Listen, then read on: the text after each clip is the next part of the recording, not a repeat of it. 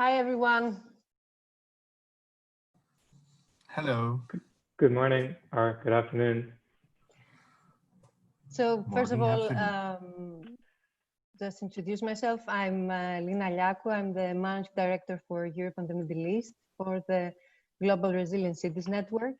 Apologies for the slight delay, but our previous session ran a bit over time. So first of all, I want to welcome our speakers, but also our audience. We currently have more than 80 participants, and I think a lot are just trying to move from our plenary one to this one. So we will wait for a minute, and we can start in a bit. So just would like to make some introductions and set the stage. As I said, this is the second session of our global event. During the plenary session, we heard about the overall strategy of our network. We introduced our new governing bodies, and we had a very nice discussion around resilient leadership in times of crisis. In this session, we will go deeper into one of our priority themes, which is equity within green recovery. As Grania and Mike mentioned during the previous session, climate resilience and recovery for COVID are two of our main themes.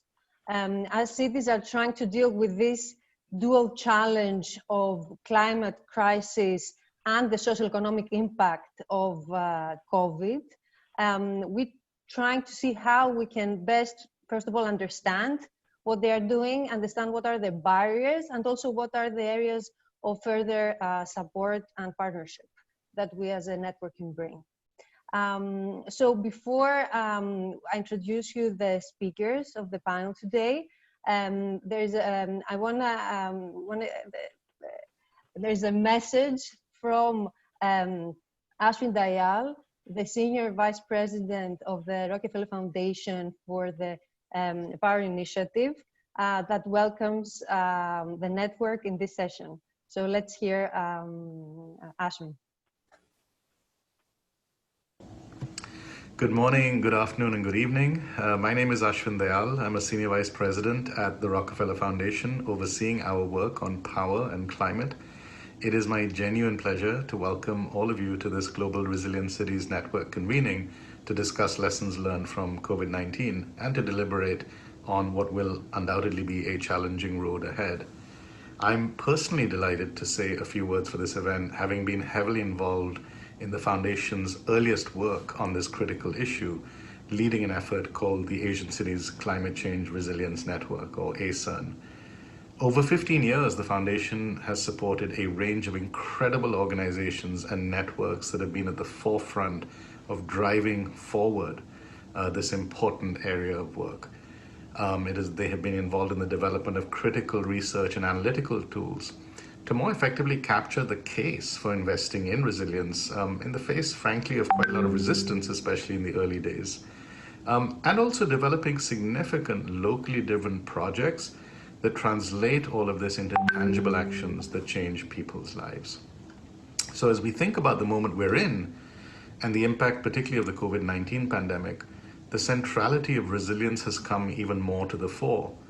For the Foundation, we're thinking deeply about the resilience of health systems, of course, but equally the importance of other areas like energy systems and their role in building more resilient communities.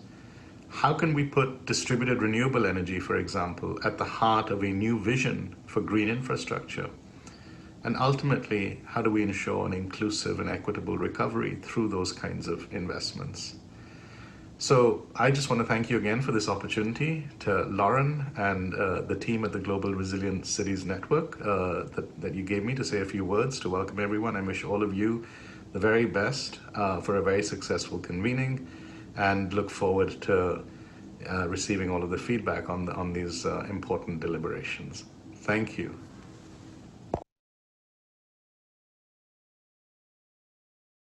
Lina, you're on mute. We have almost 70 minutes in front of us for the discussion and a Q&A also with the audience. So please, if you have questions, post them at the Q&A box, and we will try to address all of them. And also towards the end, we're gonna change a bit the theme. We're gonna discuss about our network and our growing community and hear from a few of our former Chief Resilience Officers around how we could better connect with this community and work together. So let's dive in. We are happy to have here with us today Marik Cloutier from Montreal. Marik is the head of the Environmental Planning and Monitor Division at the city's Environmental Department, and she's also the Deputy Chief Resilience Officer of Montreal. We have with us Piero Pellizzaro from Milan. Piero is also the Chief Resilience Officer of the city. In addition to his role, he's also the city lead for the EU program of sharing cities. Joseph Curtin is with us. Joe is the Director of Climate and Resilience of the Rockefeller Foundation.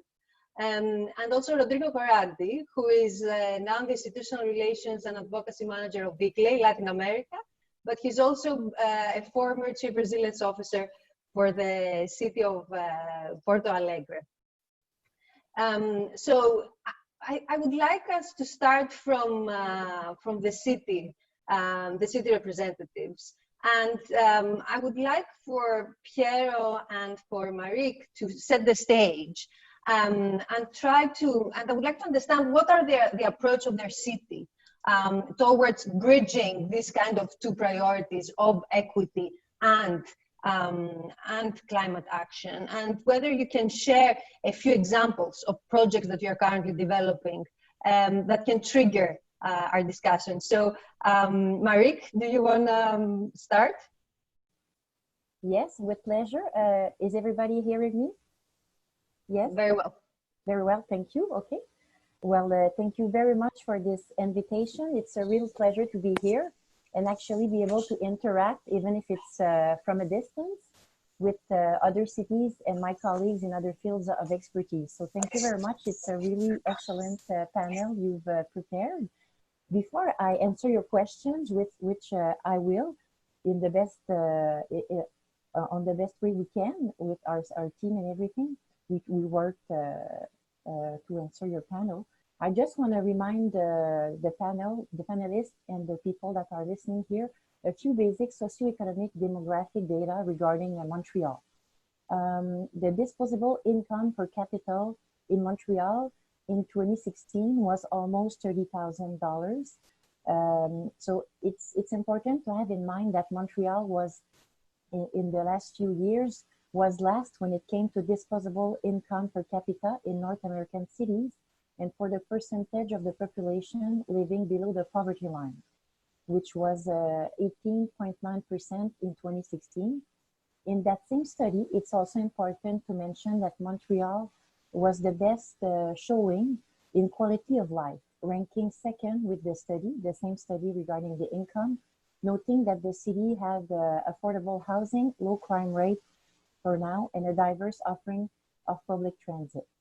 It's important also to know that Montreal's population is growing older, and it is expected to accelerate over the next few years. So now if I go back to the topic of our panel, I'll give you just a few COVID-19 impact and lessons learned that we've gathered here. Regarding health and equity, as we all know, health and equity are not just co-benefits, they are actually central to our city life and long-term viability. In that respect, we also believe that recovery efforts cannot be only economic, they need to be also social, environmental. It needs to be centered in our way of thinking and decision-making. The social safety net in Montreal is strong, but it needs to be stronger in specific sectors in order to meet the basic needs for all and ensure that we are building a safe and equitable city. I'll give you examples regarding housing. Affordable housing, affordable social housing is key to citizen resilience. We have low-income families, elderly, and homeless citizens with or without mental health issues. Regarding food, local food production and urban agriculture, we're going to work on this With our climate plan, I'll get back to that later. We have to work on these issues to have accessible and nutritious food distribution across the city, food banks, food desert, urban agriculture, and so forth, and gardens, parks, breeding initiatives. We need more parks in some area of the city, obviously, and more ambitious tree planting strategy for the upcoming years to be able to face climate change. Developing a low carbon transition and resilience community needs to go hand in hand through active and green transport infrastructure that we found need to be quickly adaptable to respond to diverse needs and crisis situations like we're living now, and keep promoting eco-friendly modes of transport, such as buses, metro, bike lanes, etc., walking obviously.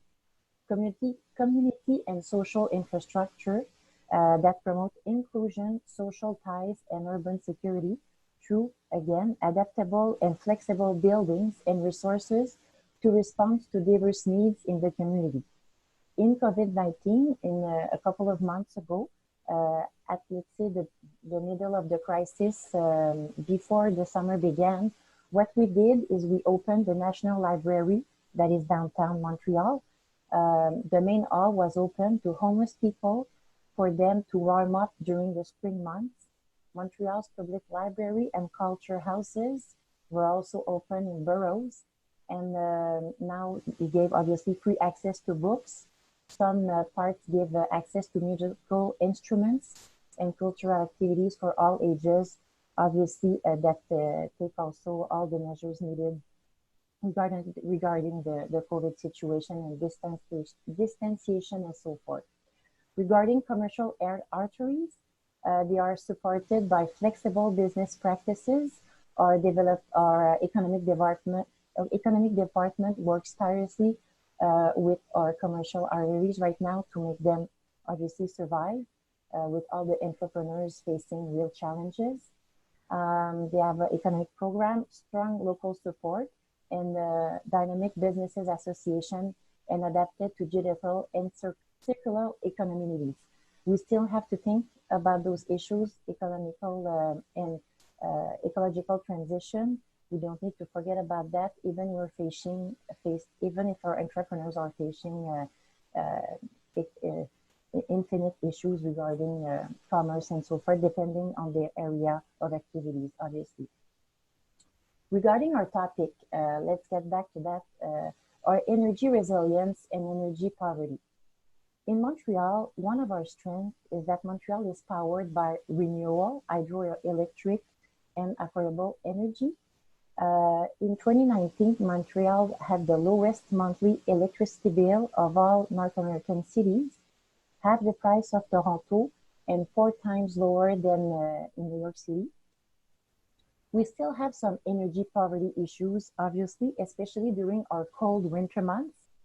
But to counter this with Hydro-Québec, our main electricity producer and distributor, we have we developed a disconnecting policy that prevents disconnection during the critical month of December through April. That favors our most vulnerable citizens. Our real challenge, I would say, in terms of sustainability, resilience, and equity in Montreal is transportation. Montreal has set real ambitious objectives, as most of your city have also, for reducing their GHG emissions. In Montreal, our mayor said at the United Nations that it would be 55% the reduction of GHG by 2030, and transportation is key to reaching this goal. By 2050, the goal is to be carbon neutral. Since 2016, Montreal has had a transportation electrification strategy that will end this year and that will be updated after we release our climate plan, hopefully obviously before the end of the year. Montreal's upcoming climate plan, we will have to go further in addressing this issue, and we will try to develop collective and active transportation modes throughout the city, continuing electrifying fleet and buses, and consult the population on creating zero-emission zones in priority areas of the city. In a couple of months, I will be able to elaborate more on our climate plan, but right now it will probably be released in October or November. So I'll be able to get back to you then on the details regarding our climate plan. In terms of equity, specific undeserved neighborhood will be prioritized by upcoming projects and others not yet announced, namely the extension of the Blue Line Metro to the east and the express electric train that is being built right now throughout the southwest and linked to support suburbs and through the Montreal airports also.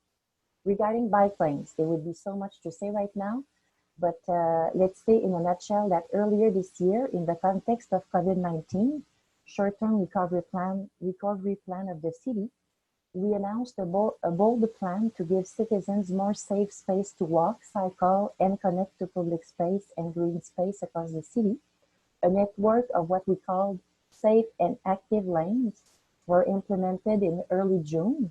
Around 112 kilometers of protected pedestrians and bicycle corridors were implanted throughout the city, connecting parks and outdoors destinations. Some of these lanes will be maintained long-term, some not. It was like a pilot project in support of a larger project called REV, or Réseau Express Vélo, or an express bike lane, as I would say. A total of 327 kilometers of new bicycle infrastructure will continue to add to Montreal's position ahead of the curve in North America for prioritizing human-powered travel. These new infrastructures and more to come in collective transport will prioritize underserved areas of our territory. Now, let me talk about the link with equity and evidence that reducing inequality helps drive better environmental outcomes. Something that we all know, teaching kids from low income and very diverse neighborhoods on how to ride a bike, how to repair it, teaching them basic road security skills, and developing safe and active bike lanes across the city is an evidence of that. The city supports these types of initiatives in some boroughs, and we're now developing more bike lanes and increasing our bike sharing service. We're now ranked the #1 best cycling city in North America. This does not mean we have to make better for some issues that we have, and we're one of the top 20 most bike-friendly cities in the world according to the Copenhagenize Index. Regarding now greening initiative, which is also a big adaptation issue regarding resilience and climate change. Originally, our tree canopy goal was from 20 to 25% by 2025 for Montreal. We have many challenges regarding that, like public and private space and emerald ash borer. In our upcoming climate plan, we'll set specific and ambitious tree planting goals for 2030, specifically for vulnerable sectors in the city, presenting socioeconomical vulnerability to heat waves and major heat island sectors. We're also, in our resilience strategy, we have a complementary reflection on urban forest resilience, and we're going to look at the tree survival rate. It's a real challenge for lots of cities, including Montreal. Also, we have to tackle the diversity of tree planting. The city has its own plant nursery and longer-term climate change challenges. Montreal's resilience strategy has also targeted social ties and solidarity for resilience and inclusive communities. This does not replace a strong social safety net, but it does strongly contribute to the overall well-being and health and breaking isolation. For children and youth, it's the importance of teachers and daycare personnel, aside obviously from their family. For elderly people, it's recognizing the importance of informal caregivers and family contact. It's also tackling the issue of citizen preparedness and risk communication during climate hazards and other natural and anthropogenic risks that have an impact on economical recovery through solidarity to local business and sectors. When we promote local purchasing, commercial artery in neighborhoods, solidarity to art and culture, not to forget. Also to remind that Montreal signed the C40 Equity Pledge in Montreal. We signed it in San Francisco at the Global One Planet Summit when I was there at that moment.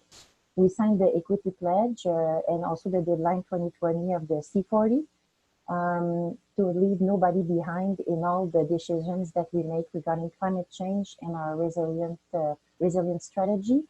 And also we will try that it's also for all the administration, but when our climate plan is adopted, I'll be able to speak more about that. Montreal. Thank you. Okay. So, okay. okay. That was a great setting. I just wanted to say at the end that we're also reviewing our resilience strategy. By the end of, by the beginning of next year, we'll have new actions. That's it. Thanks. That was a great setting the scene, and you touched on so many issues and themes, and we all know that Montreal is leading the way, also globally. Before asking Piero for his reflections, I would like to also welcome Desmond Appiah, the Senior Sustainability and Resilience Advisor for the Mayor of Accra. Desmond also led the development of the resilience strategy for the city. So thank you, Desmond, also for joining. I will give the floor to you just after Piero. Piero, first of all, thank you for joining.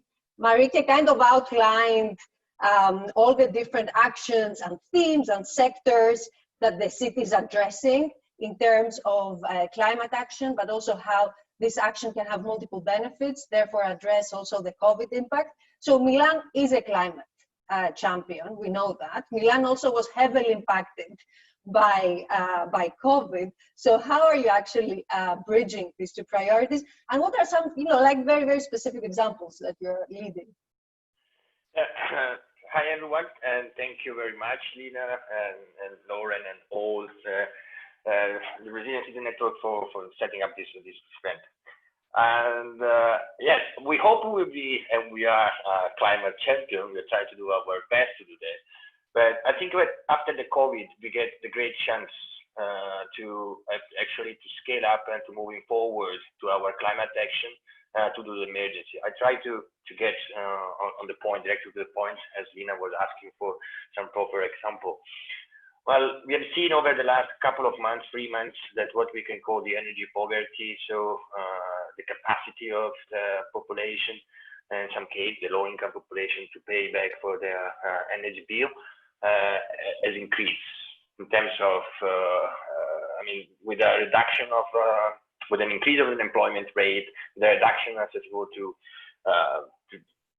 budgeted money, we got this kind of issue. But during the last 6 months, we were working on creation of the energy community. The energy community is a new opportunity designed by the European Union and adopted by Italian legislation.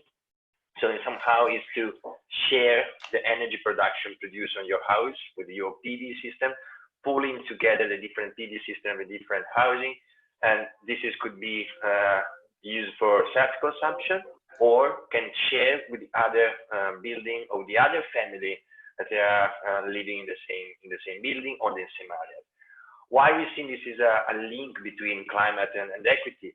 Well, in a time when we have a need to get the people self-sufficient from the point of view of the energy production and the energy consumption, this could help also to reduce the cost of the bill for the population, and so promoting, investing on renewable energy and the self-consumption and the self-production. This could be really helpful to sustain the family budget and the family issue. At the same time, on the public residential buildings, when basically the family living and the community living in the public residential buildings has to pay part of the bill. If they are not capable to pay the bill, this could become debt for the city. So because we need to cover this cost of energy. If in the public residential buildings we are moving through a subsistence building, we also reduced the risk of the city in terms of exposition to debt. And at the same time, we can work on investing money, because when you have normally energy community, the production of energy is higher than consumption. So we can also use this energy for schools, for a public office, and the general budget of the city could move from energy to social investment. So we can link also €1 invested in energy with €1 invest on social needs. That is essential nowadays, especially after the emergency. On the other hand, we had adopted from, well, now it's the ex-CEO of Paris, Sebastian, now it's Noemi, that's the Paris School Oasis. Sometimes we are always looking for new solution, and the new solution has been delivered from your neighbor cities, or, well, we are cousin actually with the French in somehow. And then I think that the Paris School Oasis, it's an essential project for us as Milan School Oasis for the future. Over the last 6 months, we have seen kids in schools being at the middle of the debate, because we should take the pupils back to school, how we can take it, are our school designed properly for this kind of emergency? Sometimes for us, it's not the question. So investing in energy retrofitting of schools is also helping us to redesign the space for schools that could be then being designed more aligned with a potential pandemic that has risen over the last 6 months.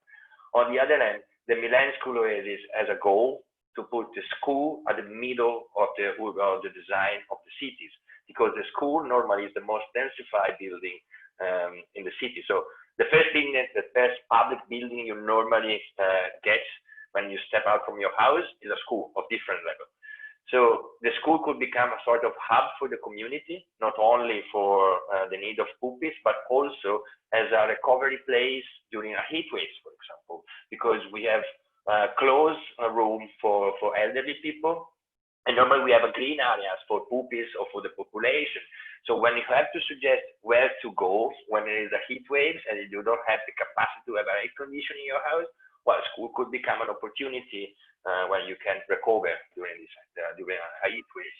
So again, this is help us to reconnect the role of the different population, and to reconnect, also to give an opportunity to the low-income population that doesn't have access to technology to refresh themselves, to have a place where they can stand. So it's a way to help climate change and equity equity within the society. Then, because I almost finished my 6 minutes time of things, I just want to quote a couple of other initiatives that for us it's essential, linking the emergency, the equity, and our city. We always talk about the speed of the city. The city are so fast, and making a city more faster doesn't mean to make a city more equal. So to slow down the speed of the city in terms of mobility, as like I was saying before, is also helping us to, let's say, distribute better the budget. So the 15 minutes city ideas, plus the idea of investing on the sharing mobility, on the collective mobility, the public transport, is not only a matter of sustainable mobility, is a matter to give the equal opportunity to access to every kind of things in the city, as a services, as a workplace, as a public, as a sport infrastructure, as cultural activities, to everyone in the same condition, because that is become even more important now, to make the opportunity to the one that have lost their job, the opportunity to reskill themselves and to get back in the job market in a new way, in a new approach. But they need maybe to have a training, or to have a sort of cultural activities to make this happen. And this is the 15 minutes city design is also that. The second one, I'm going to finish. Over the last years, we also have launched, thanks to the colleagues from the urban planning department, the metro scopability, and the access of different support, we launched the Piazza Aperta, the open square. It's a tactical urbanism passport. What is the goal of tactical urbanism? Is to bring back people at the center of the public space in the city. So once before there were a car, now there is a bench, there is a tennis table spot, and there is a bike. This is meaning that people are being back at the design of the urban space, and what is the goal and the link between them. Reducing the number of cars in the city is not only reducing the emission, but it's also reducing the heat of the cars produced when there is the sunny. With a parking car under 40 degrees, they measure 80 degrees. So it's a source of heat a car park. On the other end, what is the goal? The square are blue, white, or yellow, especially white and yellow. This is helping to reduce the surface temperature, and this makes another improvement for climate change adaptation within the city. And last, but it's the most important, after the pandemic, and the COVID that is still not finished actually, something is pretty clear. We need more space for people in the city. Less for cars, more for people. Because when there is a pandemic and we have to keep the distance between people, cars becoming the biggest barriers to make people at least walking free even during a pandemic. So everything is led by people as the center of the urban design. It makes us helping to fight climate change and to improve the equality among the communities. Sorry to take 3 minutes more of my time. Okay, Piero, and thank you. And I think we will come back, especially to a couple of projects that you mentioned that I think could be of great interest also for the audience.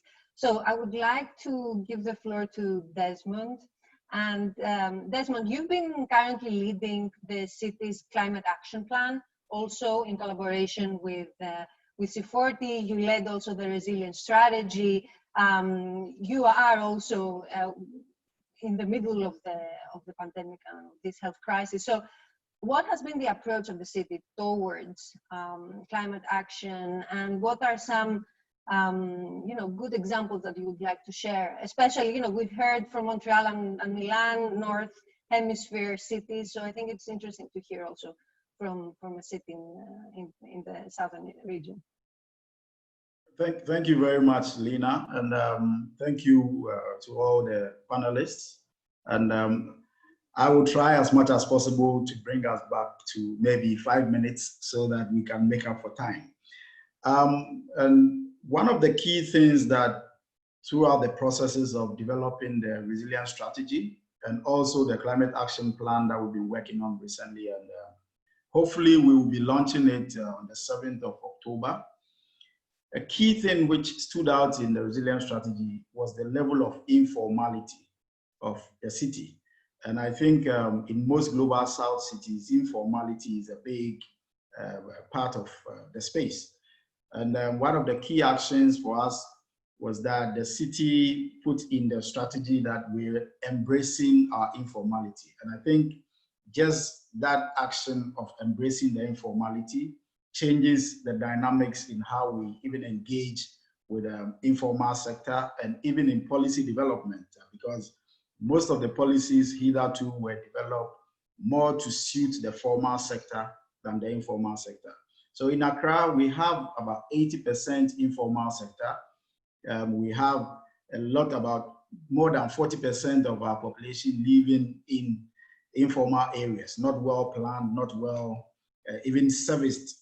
And so the city authority has challenges in the provision of the basic services, especially to the informal sector, informal settlements. And so in a study done by People's Dialogue, which is a part of SDI, Slum Dwellers International, they looked at energy security, food security, and all these in the Know Your City survey, which we leaned on quite a lot in our strategy, resilience strategy development. And one of the key things was the level of challenge, the level of inequality in terms of access to energy and even food security. And so when COVID came along, I think it put us in a very tight corner. If we had not been facing the reality that our city is quite informal, and so our planning should be taking cognizance of that. But it was helpful because we had already started the processes of improving the kind of level of engagement. The stakeholder engagements were a lot more, and also identifying the challenges which are specific to some specific communities. So in terms of energy and equity, our resilience strategy brought up the issues of involvement, issues of appreciating the nature and scale of the challenge. We have about 2 million resident population and another 1.5 million people that commute into the city every day. And so the city's mission is to ensure everybody that is in the space is catered for. And so we have to change even the way we do some of our planning. And in the climate action plan, we are moving further, because when we did the assessment of our greenhouse gas inventory and our emission sources, it is waste, transport, and energy, stationary energy, which are big issues. So some of the pillars in these strategies have been inclusion, ensuring that there's inclusion and ensuring that there's ownership at all levels of the community, and getting people to accept it, that these are the real impacts of what is going on. These are the real impacts on your life. And if we had some work done with WHO, and we thought that that was on air pollution, we thought that was very important, because we were then able to bring these issues into people's lives. These are the specific impacts in your lives if we're having more pollution, if we're having poor waste management, if we're having lack of access to the correct kind of energy, if I could put it that way. So that has helped us. And based on or armed with this kind of information, we have engaged for projects. We have installed some renewable energy. One key thing in global South cities I have to bring up is that there's a lot of mistrust between the authorities and the populace, because over time, when it comes to election cycles, a lot of promises are made. I'm sure it's all over the world, but I think it's a bit more pronounced around here, that the promises that are made are not delivered. And so over time, when even you are promoting more sustainable forms of changing ways that we do things and the like, people are skeptical. And so we believe from the work that we're doing with the resilience strategy process, that we need to be carrying out pilot programs to show people that we can make that change and gain the benefits of it. And so for these three key areas that are of concern, and being armed with the level of informality, we've been doing some pilot projects on waste management, promoting waste optimization, which is also one of the actions in the climate action plan that we'll be launching, promoting other modes of transportation, because our projections are that the trajectory we are on for transport over time would overtake even waste as the biggest emitter of greenhouse gases. And so we need to carry people along. But a survey done by the Ministry of Transport shows that in Accra, walking is the biggest mode of movement. It is not the vehicles. It is just within the city space, people walk. So we need to ensure our spatial planning is done in that way, that those who are using the buses and the smaller vehicles are not making it more difficult for people to enjoy their walking.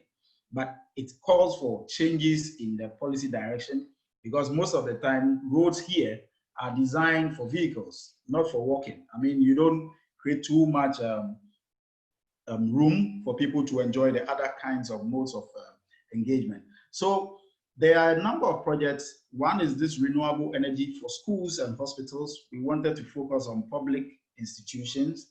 There's also the waste segregation, waste optimization that we are working on here. There's also some work being done with Bloomberg on road safety, and we are incorporating. Fortunately for us, our office is looking at all these projects, so it's easier for us to show the level of collaboration which is necessary. So I think for us here, and we hope that there are lessons that we can share with our Global South partners, is the level of collaboration needed to deliver the kind of world that we are all pushing for, a more resilient, a more sustainable, and a more green world. And the last bit that I'll mention is that as part of the COVID-related recovery actions, there's a team tasked by government for the cities to put together a recovery plan.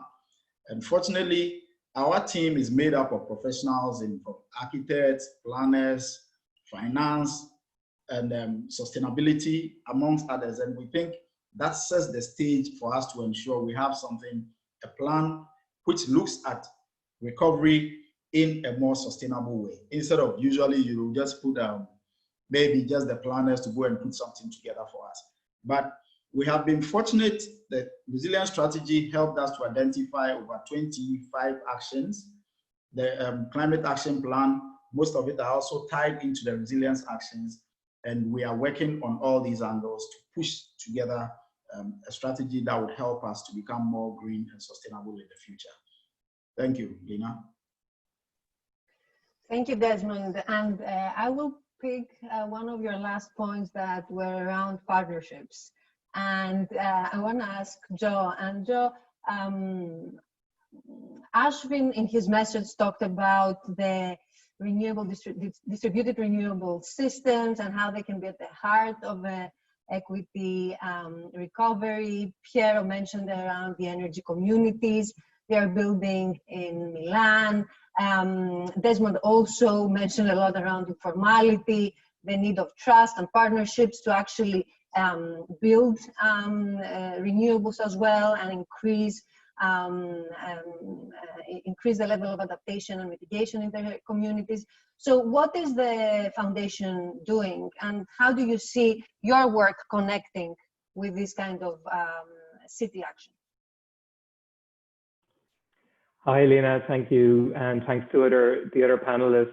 It's nice to be with you, and it's nice to learn from the work of experts in your network who are at the forefront of driving urban resilience. Before I specifically address your questions, I might offer just a little bit of background about the Foundation's recently established Power and Climate team, which brings together the climate and resilience work with the power work. And many in your audience will probably be more familiar with the climate and resilience team at the Foundation, which was established last year following the wind down of 100 resilient cities to take forward the resilience legacy. But you mightn't be as familiar with the work of our power team. And this is a team that has a long-standing history in the Foundation, also established around 2014. And its primary goal, to get back to your question, is to bring clean power and to electrify communities. And the primary tool has been solar PV mini grids. And the focus for the most part has been India and Myanmar. And last year, the true potential of this work was revealed when the Foundation announced a new joint venture with Tata Power, which was aimed at bringing 10,000 mini grids over the next 5 years to rural populations in India. And this had the potential to reach 25 million people. And more recently still, the Foundation has turned its attention to sub-Saharan Africa, where most of the disconnected 600 million people still remain disconnected from power. And we're currently exploring a number of potential partnerships and opportunities in countries such as Kenya and Uganda. But to circle back to your question and to Ashwin's comments, on the basis of this work, the Power and the Climate team, which, as I said, was newly established, bringing together the resilience and the climate focus with the power focus, we really think that the COVID crisis and the coming recovery period, which we're all expecting and awaiting, will present a really unique opportunity to address both extreme poverty and climate change. But to do this, we're going to need to see a massive and decisive shift in global investment patterns. And what we're focused on is building the energy system of the future, which we argue will be built around 3 pillars: grid scale renewables, distributed renewables, and a smart and modern transmission and distribution system. But many of in your audience may be asking, well, why are you putting such a focus on the energy system and the power system? And I think that the answer is that, first of all, energy access is a crucial enabler of human development. Nothing is more predictive of extreme poverty and lack of access to power. But also, the second part of the answer is that the energy investments we make over the coming short periods of years will determine, and the International Energy Agency has said this, whether we can meet our climate goals or not. However, the problem here is that of the 1.2 billion people who've gained access to electricity since 2000, 70% of the power has come from fossil fuels. And this gave rise to a debate which is a debate we've been having within the foundation between the climate work and the power work. Is there a trade-off between, you know, addressing this electricity need, you know, and addressing poverty? But what's different now, and where we think there's a real opportunity, is that the economic fundamentals which underpin distributed renewable energies have transformed and shifted decisively over the past decade. Fossil fuels are no longer the most cost-effective building block for powering economic development, and this means that these goals of poverty elimination and climate action, they're now aligned more so than they are than they have been in the past. But to get back to the distributed renewable energy sector, all three of these pillars that we mentioned are massively underinvested. But the distributed renewable energy sector is perhaps the most underinvested. And this is a key challenge because solar PV mini-grid systems, and indeed solar PV home systems, which your panelists, Piero and particularly Desmond, mentioned, these have a number of advantages when it comes to COVID recovery. Well, first of all, the first advantage is cost effectiveness. IEA and the World Bank analysis confirms that these technologies are now the most cost-effective way of bringing power to large swathes of people who currently do not have access to electricity. They can be rapidly deployed. A solar PV mini-grid can be deployed in under 2 months, which is incredibly important when it comes to fiscal stimulus. These are uniquely labor-intensive in job creating investments. And finally, there's potential to, when it comes to equity, to drive inclusive growth through the deployment of these technologies, because jobs are created locally in the community, and the clean power that's provided opens opportunities in crucial sectors of the economy like healthcare, agriculture, SMEs, etc. But Lena, I wanted to actually just get back to the final part of your question, and I'm sure this will be on everyone's mind as I've been going through all of this electricity access work. How does this connect to the agenda of cities? And the honest answer is that the primary focus of the foundation and its power team has been on the rural sector thus far. However, as we've begun to think about this within the context of the merging of the climate and the power work, what we've come to realize is that this is not just about 800 million people who don't have access to electricity. There's a 1.5 billion additional people who have unreliable access to electricity. And the majority of these, as we heard from Desmond, for example, are located in urban and peri-urban areas. And we simply have come to the realization in the foundation that we can't address poverty and energy poverty if we ignore this wider cohort. And from a climate perspective, the huge portion of future growing electricity demand will not come from rural areas. It will come from growing cities, and these cities are largely located in emerging countries and indeed in low-income countries. And we simply therefore have to find a clean way of meeting that need. And so we think that there's enormous opportunity here to build resilience in urban and peri-urban communities using distributed renewable energy technologies. These technologies deployed in urban settings, as we heard from Piero, they have the potential to build household resilience, to build community resilience, to build city resilience, and to build the overall resilience of the grid. And by doing so, we can protect billions of people from the impacts of climate change. But at the foundation, we've begun to explore these issues, and we've begun to explore the DRE resilience overlap.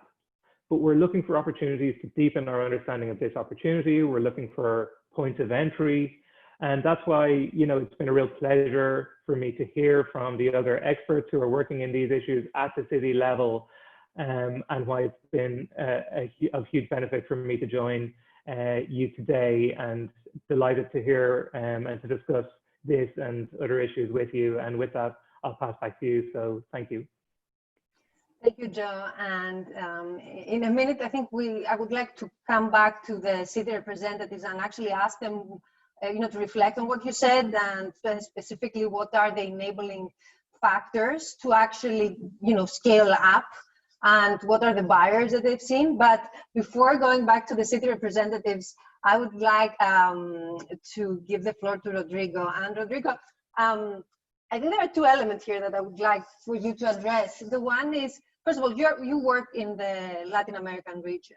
And so one question is, you know, does what Desmond, Pierre, and Marieke describe actually resonate with a Latin America context? And second of all, you work also in a city network currently in Italy. So what is our role as city networks in this space? And based on your work, what do you see, that should be our priorities as we move forward? Hello, Lena, and all the panelists and members of this group. It's a joy to be here in this network that I'm not only so happy to be part for such a long time, as I'm happy to have my friends and colleagues all along. You, Lena, Lauren, Eugene Zapata, thank you so much for the invitation. Alvaro, I was able to see Adriana Caetano talking a little bit earlier, so it's a blast to be here. And I'd like to address a little bit of your about your points, Lena, but I also would like to emphasize that as I'm talking from the Latin American perspective, considering, of course, that when I'm talking from an elite perspective, I'm talking about South America. We co-regionalize the region for our best management. But I'd like to emphasize how some of the points, as you said, that Desmond and Marika had told all of us, could resonate with the idea of the diversity that you can find in Latin American cities. You have cities that are from 1,000 inhabitants, and they have huge responsibilities toward their citizens.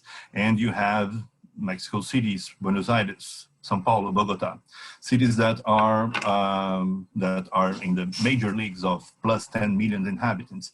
And in all those cities, you face the need to address inequality in a more more enduring way that you could find in every major continent in the world. Latin America is, from this past 50 years, the region that has most developed in its engagement toward cities. We have been increasing our cities share in our population, and our inequality continued to grow in the same pace.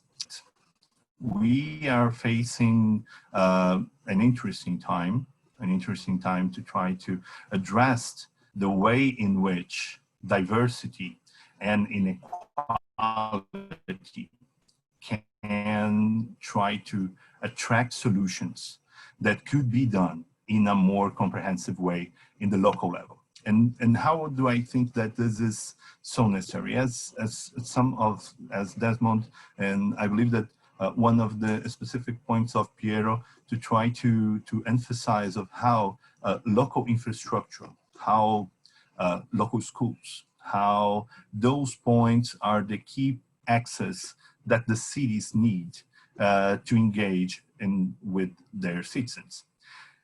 And all over the region, you could see a trend to try to identify new solutions and try to emphasize the way in which you could have, in the local level, more capability, not a full independence from central governments, for sure.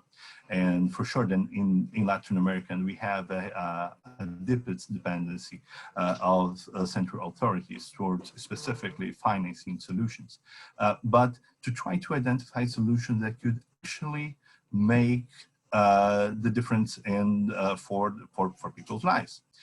And when you try to identify those solutions, and I could check from two major issues that were stressed during the COVID crisis, especially healthcare in a general sense. You have infrastructure that in some countries are solely local dependent. So you have countries like Brazil that have the whole management of the healthcare system to be co-financed by the central government, but completely locally managed. And you could find countries in which the disparity that you have between the major management of healthcare being done by the central government and the emphasis of how this is being managed on the point with the citizens within the city's management is being a huge crisis in this past 5-6 months. In the same way, we have been stressing a situation that has been pulling in our region, that is mobility. Public mobility has been booming and exploding its model in all over Latin America in this past 6 months. The way in which countries are able to support and attend this has been failing in this past 6 months. And the cities have to deal with this bill. Of course, not ending with the depressing mode, but I think that's something that we need to address as networks, is to actually try to attract solutions that could have the capability to address those issues. And I think that we have been working in a different cohort of organizations that could actually try to promote those solutions within the local government, and try to make this in a way in which our contact with the local authority is a contact that is able to give a simple and more comprehensive way of how we are going to be a partner. I believe that to be a network in this capacity is to be absolutely honest with your partner, with the member city that is part of your network, and to be able to see the opportunities, not as a panacea of how we're able to solve all problems, but how we're going to solve, to help to create solutions that could be done by the city, not in a huge support network that's going to be able to attend all the levels of needs, not all the levels of technical and financial support that's going to be necessary to address those problems, but most of all, to be able to have simple questions solved with the support of the network. So I'd love to continue the work, continue to talk within the debate, and thank you so much for this time. Thank you, Rodrigo. Just to mention that GRCN has signed a global collaboration with ICLEI in order exactly to try to mainstream solutions, but also streamline the way that we work with cities in order to increase the impact.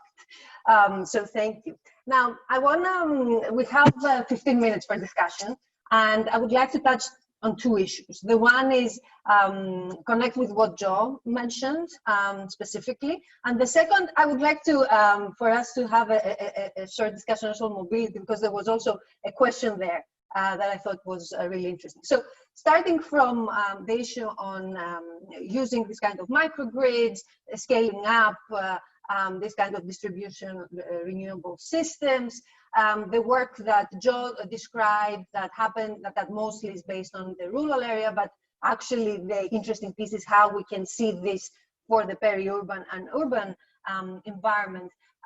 What are the enabling factors or barriers that you see based on your experience? And I don't know, Desmond, do you want to take a first stab? Sure. I think for starters, I'm glad that Joe mentioned about maybe a shift or a realignment of focus to the centers where the demand for energy will be growing most. And if we're going by all the projections that the urbanization rate is going to go quite high, especially in Africa. And so the demand for energy and other forms of all utilities are expected to also shoot up quite high. If you take Ghana, for instance, in the EPA, the national government inventory and sources of emissions, across the whole country, it is the agri sector, because Ghana is quite agrarian. But when you come to look at the city and the rate of growth of demand for energy in the city, it is I mean, the projection is quite wild, if I could put it mildly. So that concern, I think it's extremely important. But Lena, to your direct question, I think the legal regulatory framework and the powers of the city has to also be looked at. For us in Ghana, there's a national policy which is promoting renewables at least 12% in the energy mix. There is also the legal framework which does not give so much power, for instance, to the city to be impacting directly on that. And it is very important for the cities or whichever local authorities to have a proper appreciation of where their powers are, where their mandates cover and do not cover. We have made a commitment to promote at least, I think, 20% in our climate action plan, 20% renewables. But we are clear that the city cannot achieve that without pushing a high level of collaboration with the national agencies and then the ministries, because they have the direct mandate for energy-related matters. So I think in all the context, the mandate and the limitations. In Ghana's rules, the laws, for instance, you can feed in your power to the grid, but there's no tariff that is currently agreed for you to maybe benefit. So an understanding of the legal regime. Meanwhile, we know there's potential. So if there is a tariff, feed-in tariff, which is enticing, we would see maybe a lot more people may do it. People were paying attention to renewables purely because of some energy crisis we had about 5 years ago. Because the argument was that the cost benefit analysis was done. It was too expensive for people to do it as individuals. But I think we all know the prices, the costs are coming down. The government policy is in favor of it, but there are other things that need to be done to make it more attractive. Then I'll just end on two quick ones. When it comes to the demand for energy going up so high, we know the most vulnerable in the urban centers, and I mentioned in Accra, about 40% of these vulnerable communities are more in crisis. The source of energy that they use in even domestic cooking, they're using more dirty fuels in cooking and all those things. So the vulnerable in those communities, in our cities, are a concern. And 40% of 2 million is quite a number. And finally, if we look at the rate of sprawl, and I think it's not just Accra, but in most global south cities, it's opened up so much in the last 10, 15 years, about 60% lateral expansion. And that alone is adding a lot of use of fossil fuel, because that's what we are using in the transportation. So I think when we are looking at energy, we should look at it as holistic solutions that we can be able to profess and be able to support to kind of address all these challenges. But true, the demand in the urban centers are going on. Thank you, Desmond. I think it was very clear. Piero, Marie, do you want to respond? Marie, yes, really quickly. I want to leave time for the others. In our climate plan, we're trying to work with our electrical producer and also the natural gas producers, I just say, and crude oil also, because it's going to be a culture shock. We have so much engagement regarding net zero carbon buildings, and the stakeholders are not all ready to face that. Obviously, the commercial sector, it will be issues, households, and other institutions that need major retrofitting, such as schools. So we have a major challenge there, and we have housing programs that we'll have to adapt it, so we won't forget to have, they don't have any more natural gas and so forth. And we have some civil security issues in case of emergencies, because sometimes we have no technologies yet that are available, that are affordable and that are renewable. We have some.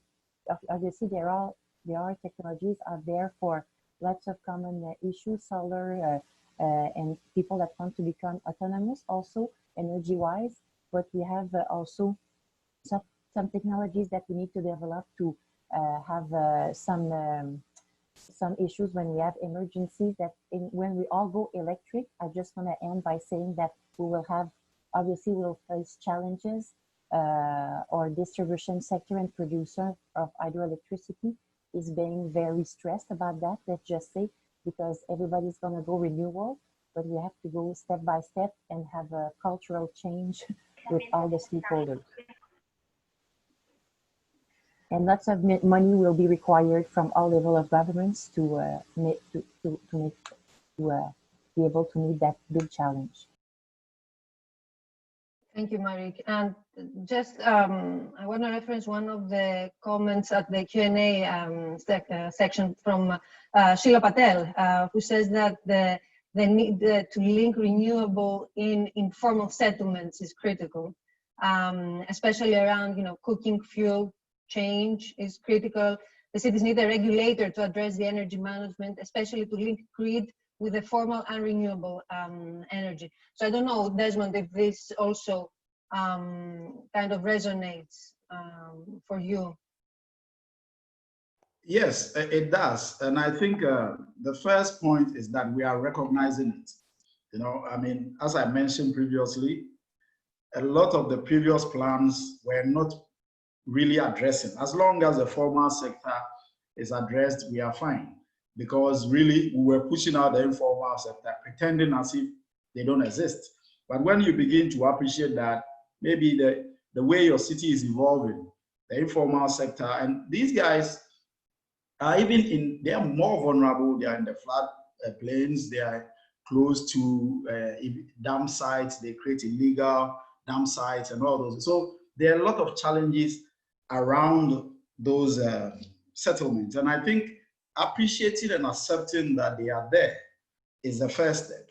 Then the second bit is when you begin to look at the needs, and energy is a big need, because if we don't provide those things, the burden ultimately comes to fall on the city or the national government, as the case may be. And so I'm very excited that we bring it into the question. We don't need to be pretending that it's not there. It is there, and we have to be making the right policy decisions based on that knowledge that is there for us to work with. Thank you, Desmond. Joe, anything as a follow-up based on what you heard so far? No, I guess it's just really interesting to listen and learn, and I think Desmond's comments around the importance of informal settlements and how they have moved to the foreground in your thinking is something that I will certainly, take back with me as something to consider. And of course, we would also be very aware of the issue around legal and regulatory frameworks. A lot of these technologies are, so one of the issues that we've been grappling with is that the actual cost reductions of distributed renewable technologies have not translated into the communities where they're most needed. So the cost of a solar panel in sub-Saharan Africa in many regions is often 5 or 6 times what it would be in Denmark or Sweden or somewhere where there's a really well-established regulatory regime, where there's supply chains have developed and everything. But in a sense, that just underlines the great potential that if we can remove some of these barriers and some of these hurdles, bring down the cost of deployment, and then, in areas where there is the regulatory and legal issues are resolved, then I think that this can become, a huge part of the solution. And so, yeah, those are some of the thoughts that have struck me from listening to others and to Desmond in particular. Thank you, Joe. And just mentioned that for the Global Resilient Cities Network, energy resilience is a new priority for us. And this was almost the first discussion in such a kind of a public forum. And we really look forward to go even deeper and understand specifically how we can bring our cities together and kind of understand how we can learn. And I also saw another comment from Sheila that mentioned specifically how, for example, they bring India experience also with Accra through SDI. So in these like 4 minutes that we have, I want to address a question, and I actually want to ask Marika for her response. So there is a lot of discussion around mobility, urban mobility, creating, these walking cities, promoting walking, cycling, and especially after COVID, we've seen more and more cities creating bike lanes, pedestrianizing, and so on. There was this comment from actually the US experience saying that, does this promote equity, or it actually might hinder and might create obstacles, especially, I assume they mentioned, for communities that don't live at the center of the city. So I don't know whether you would like to reflect on that. Okay. Yes, really quickly, we have to put special programs or think about those issues, because obviously, and I will go really fast because of the time, a car, well, it's not always needed, as we all know, but sometimes it is, obviously, but a bike, it's less expensive, obviously, than a car. So there's still, a form of access to vulnerable population. But obviously, this is something we have to tackle because public transit right now, we're having funding issues. As you all know, people don't want to take anymore, let's say the bus, for example, or the metro. So we will have major financial issues there if you want to reach the communities that live further. So it's always on our minds. And I just want to mention really fast that it's not all the citizens that appreciate this initiative. So politically, we have right now, if I am honest, as I am always, half and half. Half the population was happy about those initiatives and half not.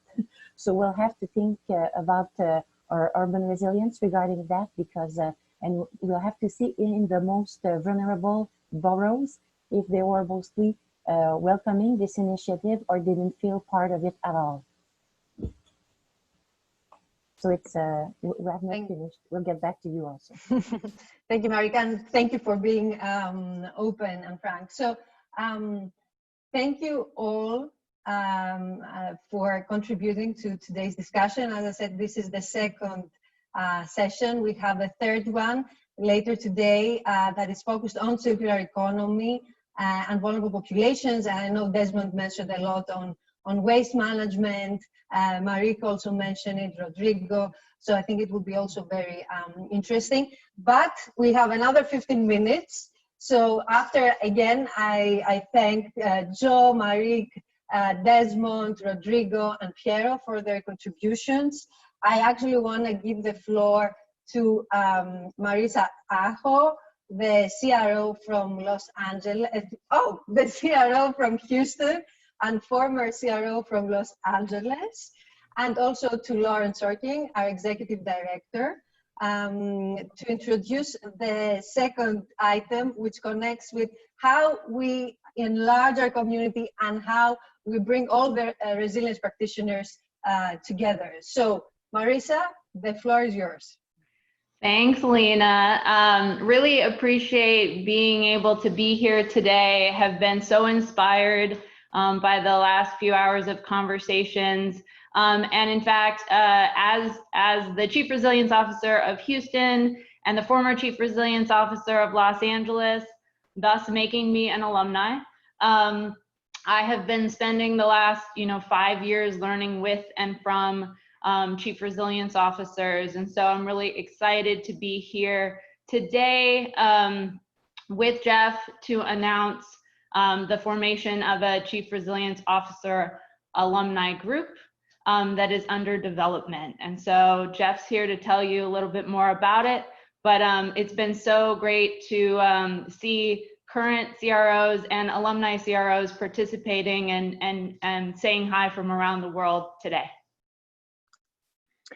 Thanks, Marissa, and ultimate thanks to Lena and Lauren for their support in thinking through this and helping to continue to steward a network of the practice and CRO alums who worked very hard for several years and formed a relationship with many folks on this call who are still currently CROs and those of us who have cycled out and want to continue the network of professional support and expertise that we built together over the past several years. So as a part of this initiative, in conversations with Lauren and Marissa and Lena and Toby Kent, really thinking through how we can continue to shepherd those relationships. So we sent around a survey, and thanks to GRCN leadership for giving us those contact details for all of the, at least we think we have it, the vast majority of CRO alums around the world. They were overwhelmingly interested in continuing in some form with GRCN. Following that, we sent a survey out to all those contacts, and just really quickly, Lena, I don't know if we have the slide or if you want me to just speak. Okay, so Lena has the slide and she'll show it. So the survey results were what you see on the screen. 83% of CRO alums are currently working in a field related to resilience and are continuing to further the practice. 93% would like to participate professionally in an alumni CRO network.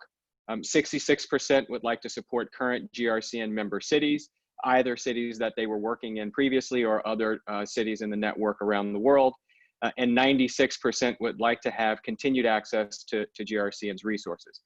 So I think those of us who've spent so much time together have really strong feelings about continuing to support GRCN and connecting to the work of the resilience movement. So we're excited to work with GRCN in whatever way it's possible to continue that work. I want to quickly say a shout out to other CRO alums that I saw, at least in the chat. Andrea from Santa Fe, Argentina. Atia, I see from Boston in the US. Of course, Lena, who is also one of our alums from Thessaloniki, and others that I might have missed. So thanks to everyone for responding. And Marissa, I'll turn it back over to you, and I think maybe Lauren. Yeah, I think Lauren. Sure, thank you so much, Marissa, and thank you, Jeff, for working on this. I know Toby Kent also worked on this with you from Melbourne, Australia. And I have to say, this is something that we have been thinking about from the very beginning of the new network concept, and how we stay connected to the amazing people who have been in this role around the world. And so I'm so excited to have this preliminary data and to have the willingness from alumni CROs to stay involved. So what I wanted to share from our side is that we will have a continuing commitment to support this work. GRCN can support this community by continuing to provide logistical support for group management. We're very happy to do that, and to help you facilitate a yearly gathering as well. And of course, to offer this group continued access to the network's resources. What we hope that we can develop along with you as you continue to think about this work is really aligning efforts on resilience advocacy. I mean, I've seen a number of, fantastic allies and advocates named in the chat. I mean, you mentioned Atia Martin, I saw Deborah Roberts, and a number of others who have incredibly influential voices and profound knowledge in this space. And so I think it will be fantastic to go deeper with these efforts and to understand how the work, that 83% number is really exciting, that 83% of CROs are still working in the field of resilience. What does that mean? What does that mean for the thematic priorities that this network has laid out for the next 2 years? That is something we want to go really deeply into and see if we can get involved together in communities of practice, into advancing project work, and of course, developing relationships between current and former CROs so that we keep this knowledge really going around the globe to cities who need it most. So thanks again for starting this out. Very excited about the next steps with you and with the alumni group.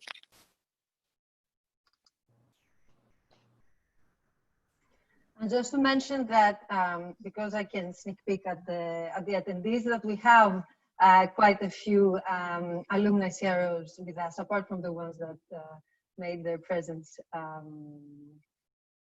clear at the WhatsApp. So first of all, if there are specific questions or reflections, please feel free to use the chat. We have 5 minutes that we can use.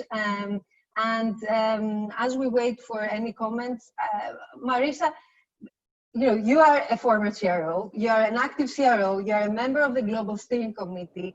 We've had this discussion almost a year ago. We discussed it again during the as part of the Global Steering Committee, and now we're here publicly committing into doing that. How did this came, and why? And what are your ambitions and your expectations personally as Marisa? Sure. I think the CRO experience is such a unique one, no matter where you have it. And it's really been such a great learning experience. And so just being able to continue to connect with former chief resilience officers, current chief resilience officers in a formal way. We all have text networks here or there, but really being able to leverage all of the investment and all of the time and all of the effort that has gone on to help move this work forward. GRCN and the work that we're doing now, continues the legacy, but is very ambitious. Moving forward, we have a lot of work to do, and we need all folks who have this knowledge to be a part of it.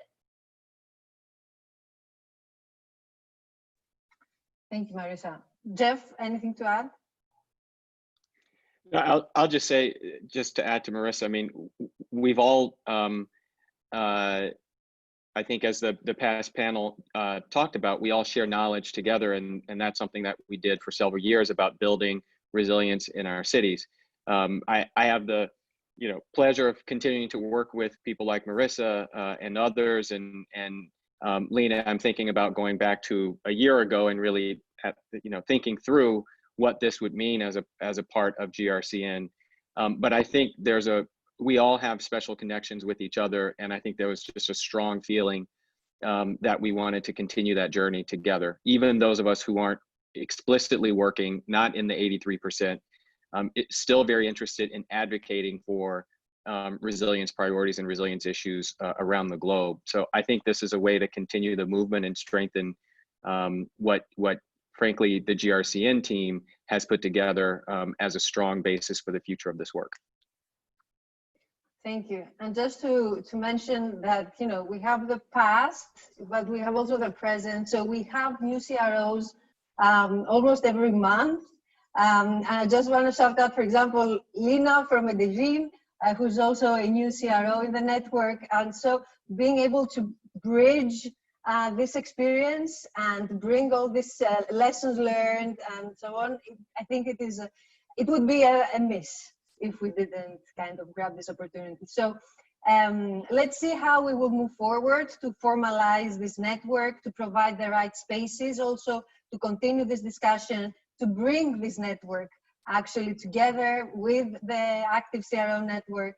And again, I mean, the challenges are massive, and we need all hands on deck to move the needle forward. So thank you all all the participants for joining, the speakers. Again, don't forget, we have the third part of our global event later today, focused on circular economy.